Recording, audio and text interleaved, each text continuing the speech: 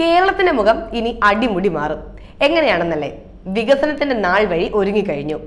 ജനങ്ങളുടെ മനസ്സറിഞ്ഞും അവരുടെ ജീവിത നിലവാരവും നാടിന്റെ പുരോഗതിയും ഉയർത്തുന്നതുമായ പ്രവർത്തനങ്ങൾ സംസ്ഥാന സർക്കാരിന്റെ അണിയറയിൽ ഒരുങ്ങുകയാണ്. ഇനി മുതൽ മെട്രോ റെയിൽ സംസ്ഥാനത്ത് വരുന്നു എന്നതാണ് ഇതിലെ സുപ്രധാന നീക്കം. തിരുവനന്തപുരത്തും കോഴിക്കോടും മെട്രോ പ്രഖ്യാപിച്ച് ധനമന്ത്രി KN ബാലഗോപാൽ. തിരുവനന്തപുരം മെട്രോയ്ക്ക് ഉടൻ അനുമതി ലഭിക്കുമെന്നാണ് പ്രതീക്ഷയെന്നും മന്ത്രി പറഞ്ഞു. നിലവിൽ ഇപ്പോൾ എറണാകുളത്ത് മാത്രമാണ് മെട്രോയുടെ സേവനങ്ങൾ ഉള്ളത്. മെട്രോ റെയിലും വാട്ടർ മെട്രോയും മികച്ച രീതിയിലാണ് പോകുന്നത് എന്നതിന്റെ തെളിവ് കൂടിയാണ് അടുത്ത 2 ഇടങ്ങളിൽ മെട്രോ സ്ഥാപിക്കാൻ പ്രചോദനമാകുന്നത്.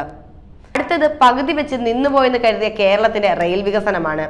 കേരളത്തിന്റെ വികസനങ്ങളിൽ കേന്ദ്രം വേണ്ടത്ര ജാഗ്രത പുലർത്തുന്നില്ല, പദ്ധതികളെല്ലാം അവഗണിക്കുകയാണ് ചെയ്യുന്നതെന്നും അദ്ദേഹം പറഞ്ഞു. വന്ദേ ഭാരത് വന്നതോടെ കേരളത്തിന്റെ നിലപാട് ശരിയെന്ന് മാധ്യമങ്ങൾക്കും ബോധ്യപ്പെട്ടു. വന്ദേ ഭാരത് കാരണം മറ്റ് ട്രെയിൻ യാത്രക്കാർ പ്രതിസന്ധിയിലായെന്നും ധനമന്ത്രി ചൂണ്ടിക്കാട്ടി. കേരളയിൽ നടപ്പാക്കാനാണ് ശ്രമം തുടരുന്നതെന്നും മന്ത്രി പറയുന്നു. കേരളത്തിലുടനീളം വന്ദേ ഭാരത് യാഥാർത്ഥ്യമാകുന്നതും ചെറിയ സമയം കൊണ്ട് ദീർഘദൂരം പോകുന്നതും നല്ലതാണ്. എന്നാൽ മറ്റു ട്രെയിനുകളുടെ സമയം വേണ്ട രീതിയിൽ ക്രമീകരിക്കാതെ ചെയ്യുന്നത് തെറ്റാണ്. വന്ദേ ഭാരതിന്റെ സമയത്തിന് വേണ്ടി ബാക്കിയുള്ള ട്രെയിനിന്റെ സമയങ്ങളെല്ലാം പെൻഡിങ്ങിലാണ്. വന്ദേ ഭാരത് യാത്രയ്ക്ക് വേണ്ടി മറ്റു യാത്രക്കാരെ ബുദ്ധിമുട്ടിക്കുന്നത് ശരിയായ നടപടിയല്ല.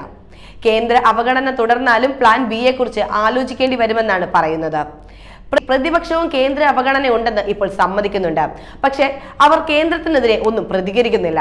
അവർക്കെതിരെ സമരം ചെയ്യാൻ സ്വന്തം നിലക്കെങ്കിലും പ്രതിപക്ഷം തയ്യാറാകേണ്ടത് അനിവാര്യമാണ്.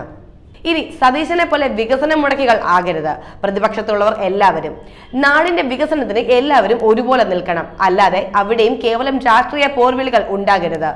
അതേസമയം അടിസ്ഥാന സൗകര്യ വികസനത്തിന് വേണ്ടി 500 കോടി ബജറ്റിൽ വകയിരുത്തിയിട്ടുണ്ട്.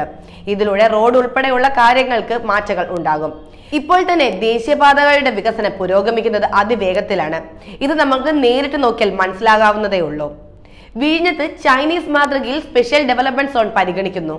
വിഴിഞ്ഞത്തിന് പ്രത്യേക പരിഗണന നൽകും. ലോകത്തെ ഏറ്റവും വലിയ മദർഷിപ്പുകൾ വിഴിഞ്ഞം തീരത്ത് അടുക്കുന്ന തരത്തിലുള്ള പദ്ധതികളാണ് നടപ്പിലാക്കാൻ തുടങ്ങുന്നത്.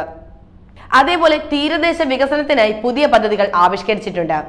മത്സ്യബന്ധന മേഖലയ്ക്കായി 327 കോടി രൂപ വകയിരുത്തി.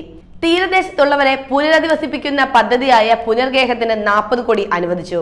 കഴിഞ്ഞ വർഷത്തെ ബജറ്റ് വിഹിതത്തിന്റെ ഇരട്ടിയാണ് ഈ വർഷം വകയിരുത്തിയിട്ടുള്ളതെന്നും ശ്രദ്ധേയമായ കാര്യമാണ്. വികസനവും ടൂറിസവും ഇത്തവണ ശ്രദ്ധ പതിപ്പിച്ച കേന്ദ്രമാണ്.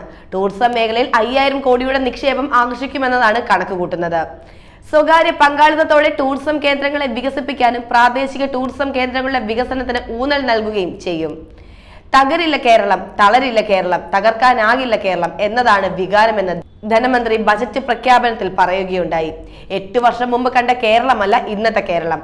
വരും വർഷങ്ങളിൽ ഇനിയും കൂടുതൽ മാറ്റമുണ്ടാകാനാണ് പോകുന്നത്. പ്രളയമാണേലും സാമ്പത്തിക പ്രതിസന്ധിയാണേലും കേരളത്തിന് മറികടക്കാൻ സാധിച്ചിട്ടുണ്ടെന്നതാണ് അഭിമാനകരമായ നേട്ടത്തിലൊന്നാണ്.